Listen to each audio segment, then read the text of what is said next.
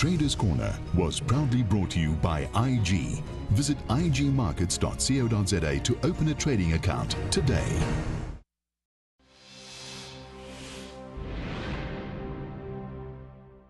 Welcome back and welcome to Traders Corner, and as always I'm joined by Garth McKenzie, who is of course the founder and editor of Traders Corner. Garth, welcome. Hi Julieta.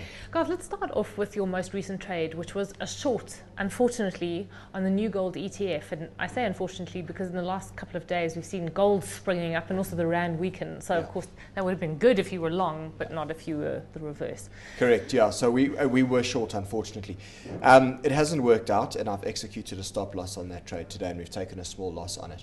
But if we have a quick look and dissect the trade, the chart of the new gold ETF is up on the screen at the moment. Just remember that what this represents is it's an exchange traded fund that represents the rand price of gold. So it's basically 1/100th of an ounce of gold. It trades at about today 140 rand, and an ounce of gold is worth 14,000 rand typically. So this is 1/100th of an ounce. Yeah. All right. So if we look at the chart of it, what you could see there, what I identified last week, was that we had a very steady downtrend that came in here at about 135 rand. It had been resistance on multiple occasions before that. It was very, very overbought, and we had seen a reversal off that level. So I thought, okay, well, that's enough signs for me to look to get short of this ETF for a pullback in the price. I did highlight that the biggest risk I felt at that stage was that if the rand was to weaken suddenly, that could then throw this whole trade out. And unfortunately, that's exactly what's happened. The rand has moved out quite sharply, and we'll talk about the rand later on in the show. Anyway, there was another area of resistance there where I've put in that dotted line, which also comes in at about 135 rand. That basically joined a whole lot of prior highs and prior lows from the year gone past. So what I did was I went short at 134 rand for our portfolio with a stop loss at 138 rand. Now what's happened in the last day or two is that it's actually broken through that downtrend, and this morning it's traded up through our stop loss level. So I managed to get out at 138 rand 50, which was basically the best price I could do early this morning. It implies a little bit of slippage from our stop loss of 138, but certainly not bad considering that this afternoon it's been trading up at 141 thereabouts. Yeah, I mean, can that happen if you don't have an automatic stop loss, which you don't run automatic stop losses because you're sitting in front of your screen trading all day? So that is, I suppose, one of the dangers is that, what did you call it? Yeah. Slippage. Slippage, yeah.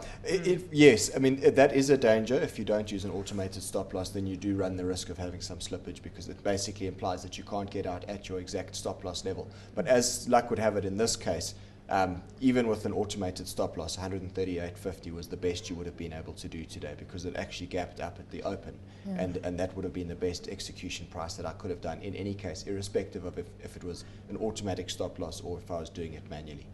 Anyway, so we're out. We lost 4,393 rand, which is just over 1% of capital for our portfolio. So not the end of the world, but obviously we always would prefer to make money on our trades. Exactly, but frustrating to see it go exactly the other way.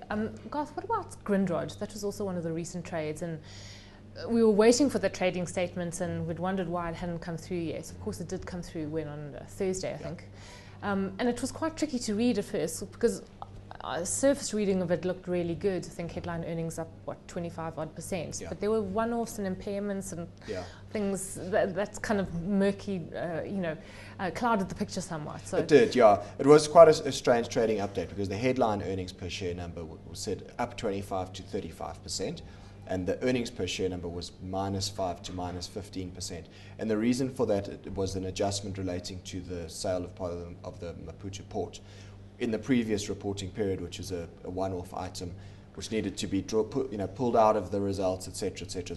It's complicated, but bottom line is that number was actually fairly good, and the market initially did respond quite favorably to it. We saw the share trading up quite nice and strong on Friday morning, but it seems to have kind of stalled now and given that back.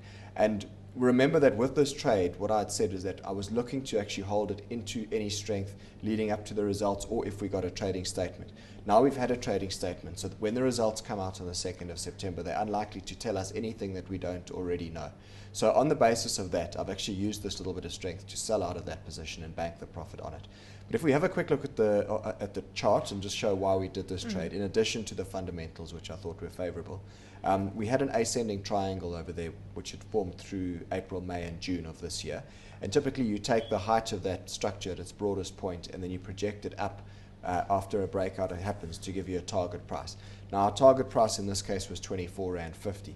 That level has not been met as yet. Nonetheless, we're out. I bought 4,300 CFDs for our portfolio at 21 Rand a share. That was on the 1st of July that I did that. The stop loss was at 19 Rand 50. And now what I've done is I've sold it today at 23 Rand 40. And what that does for us is it realizes a profit of 8,815 Rand. So a nice trade all in. Yeah. But the one thing is we held it for a long time, and our financing costs did start to eat into that profit quite a bit. Okay, tell us about those financing costs. They're not something that we discuss often, and I think maybe one forgets about financing costs, especially if you're trading CFDs, because this is particular to CFDs, Correct. isn't it? It's not other instruments. It's particular to CFDs. It's also particular to single stock futures. Okay. Basically, any product where you've got a leveraged exposure, your CFD provider, or in the case of a single stock future, you're basically financing the part of the trade that you don't have to put up the cash for. Because remember, with a CFD, you're only putting up a small percentage of the actual value of the trade as margin. The remaining portion of that trade is actually financed by your provider. And it's not at a particularly aggressive rate. You're paying it around about 8% per annum, give or take, on your CFD trades now. Okay. But the thing is, we held this position for 57 days.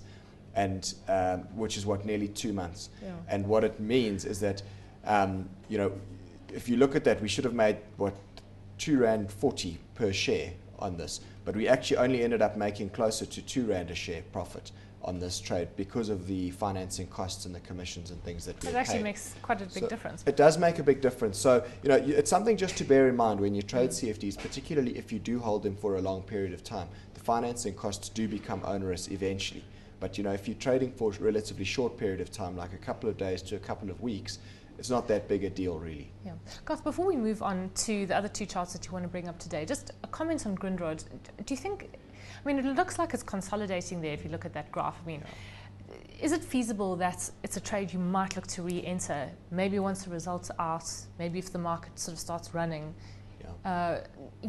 If the outlook for resources, for example, starts looking better and better, because maybe it's setting itself a base there and for a new leg up. Yeah, I think that's probably right.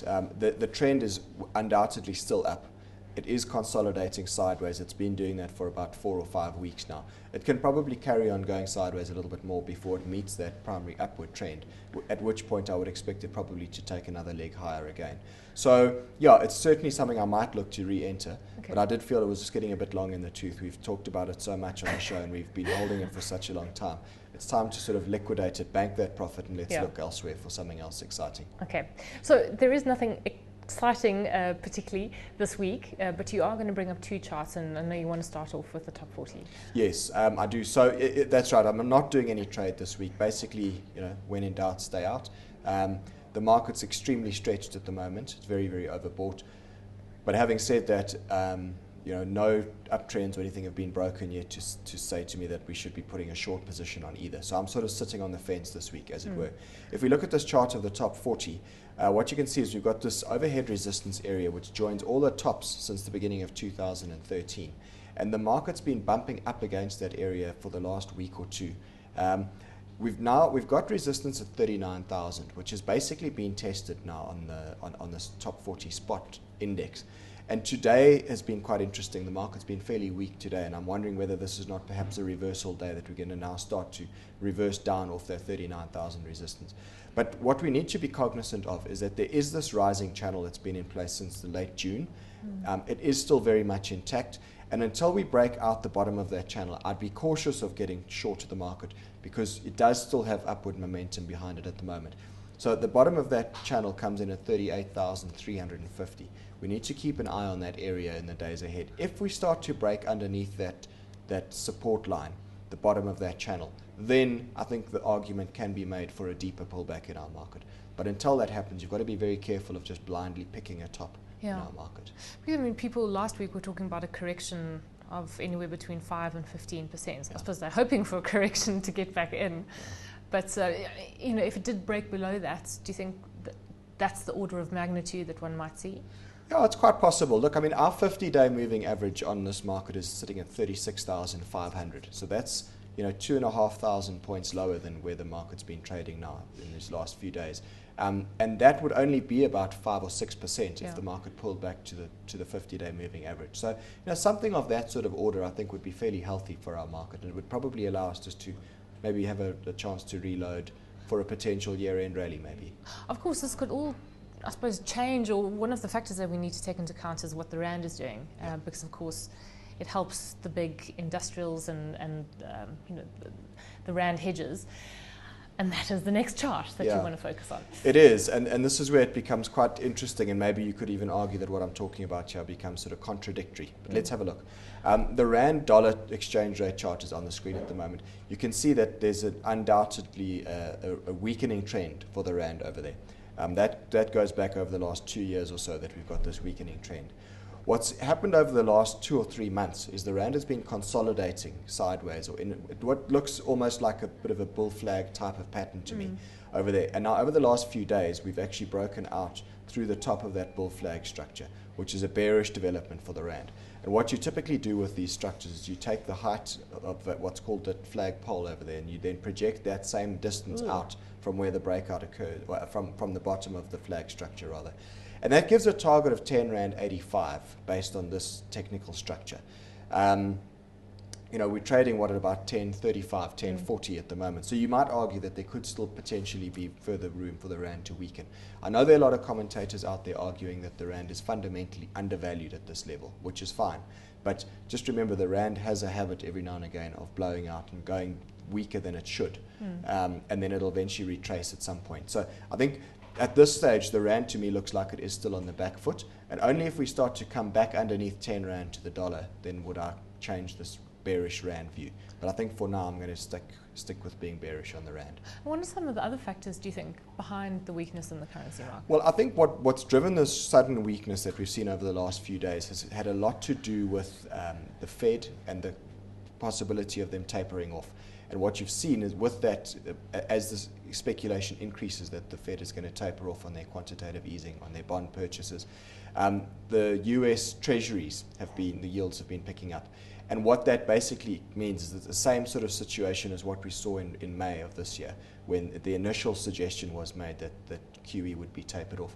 You see money moving back towards the US, where they maybe see the potential to start getting a real return in a developed market, in a proper currency.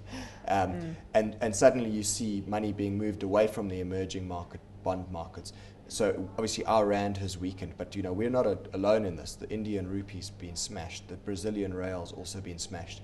So it's very much an emerging markets theme, where you're seeing money being pulled from emerging market bond markets, moving back towards the developed market bonds. And that's really been the big catalyst for why our rand has suddenly weakened in the last couple of days. And of course that could keep, I suppose, our market oversold for longer if people do then buy the Nasdaq's and the SAB Millers and the Richemonts, because those really are the big stocks that have hoiked us higher. I presume you mean overbought for longer. Overbought, sorry. Yes, that's right. No, 100%. So that's correct. I mean, in a weakening rand environment, stocks like Naspers and Richemont and British American Tobacco and SAB Miller and all of these ones that have a heavy foreign exposure, those kind of shares do very, very well in a weakening rand environment. So that's why I suppose you can argue what I'm saying here is contradictory, because on the one hand I'm saying the top 40 is hitting against resistance and it might come down, but the rand is weakening. And maybe that's why I'm not doing a trade this week, because I'm unsure. Just too confused. Yeah. All right, Gar, so what does the portfolio look like then, given the most recent trades? Right, we're completely in cash now. So these are our recent trades. We've just taken the loss on New Gold this week, and we've taken our profits on Grindrod. So our portfolio is sitting just over 344,000 Rand. That's up 37.5% for the year to date. So it's come off a bit from last week, but still looking quite healthy. And we're 100% in cash now. So, if the market were to pull back, we would outperform on a relative basis. If the market continues to run, well, then we're going to start to underperform. But anyway, I've always got my eyes open for new potential trades to look for. Okay, and keep your powder dry. Yeah. And Garth, to end off with upcoming courses. Yeah, so I've opened dates for a couple of new courses now. I've still got an Understanding CFDs course in Johannesburg on the 5th of September. That's a 2-hour evening course. And then my high probability trading courses, I've started running those again in Johannesburg on the 4th of October. That is a Friday, which is unusual, but I've done it because I've had a lot of requests from the Jewish community to run a course on a Friday. So that's it's open to everybody, but just bear in mind that is a Friday as opposed to the usual day that I do, which is a Saturday. And then in Cape Town on the 12th of October, that's a Saturday. And if anybody's interested in attending any of these courses, please email me, garth@traderscorner.co.za, and I'll send the details to you. Okay, great. Garth, we have to leave it there. Thanks as always for joining us. Thanks. That's Garth McKenzie, founder and editor of Traders Corner.